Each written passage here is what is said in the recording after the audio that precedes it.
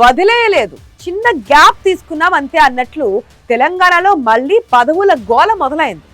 Municipal ఎన్నికలు ముగియడంతో nominated పదవులపై Congress నేతల్లో మళ్లీ ఆశలు చిగురిస్తున్నాయి. మార్చి 15లోగా పదవులు భర్తీ చేయాలన్న అధిష్టానం నిర్ణయంతో ఇప్పటికే కసరత్తు మొదలు పెట్టేశారు పార్టీ పెద్దలు. దీంతో ఆ ఉమ్మడి జిల్లాలో ఆశావహులు మంత్రులను ప్రసన్నం చేసుకునే పనిలో పడ్డారు. గతంలోనే రాష్ట్ర స్థాయి కార్పొరేషన్ పదవులు దక్కించుకున్న ఆ జిల్లాలో ఈసారి కూడా 1-2 పదవులైనా దక్కించుకోవాలన్న ఉత్సాహంతో కొందరు ప్రయత్నాలు ప్రారంభించారు. ఇప్పటికే టాప్ ప్రయారిటీ ఇవ్వడంతో ఇంకా ఆ జిల్లాకు అవకాశం ఉందే. వస్తే ఈసారి ఛాన్స్ ఎవరికి?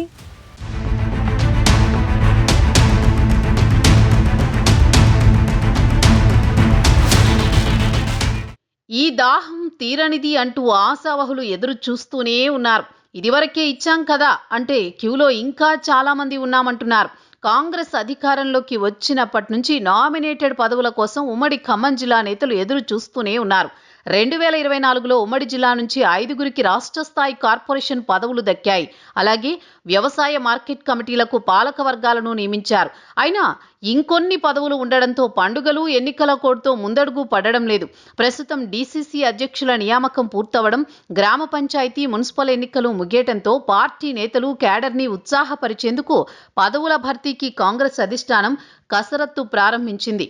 ఉమ్మడి ఖమ్మం జిల్లాలోని పలువురు నేతలు రాష్ట్ర స్థాయి కార్పొరేషన్ పదవులపైనే గురిపెట్టారు. ఇప్పటికే రాష్ట్ర గిడ్డంగుల సంస్థ చైర్మన్గా రాయల నాగేశ్వరరావు, అటవీ అభివృద్ధి సంస్థ చైర్మన్గా పొదెం వీరయ్య, రాష్ట్ర నీటిపారుదల అభివృద్ధి సంస్థ చైర్మన్గా మువ్వా విజయబాబుకు పదవులు దక్కాయి.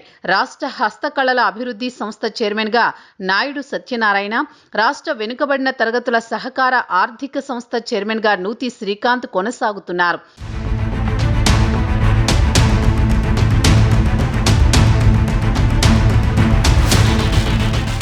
ఈసారి రాష్ట్ర స్థాయిలో దాదాపు 35కు పైగా పదవులు భర్తీ చేయనుండగా ఉమ్మడి జిల్లాకు 1-2 దక్కుతాయనే ఆశలో ఖమ్మం నేతలున్నారు. డిప్యూటీ సీఎం భట్టి విక్రమార్క, మంత్రులు పొంగులేటి శ్రీనివాసరెడ్డి, తుమ్మల నాగేశ్వరరావు ద్వారా కొందరు ప్రయత్నిస్తున్నట్టు సమాచారం.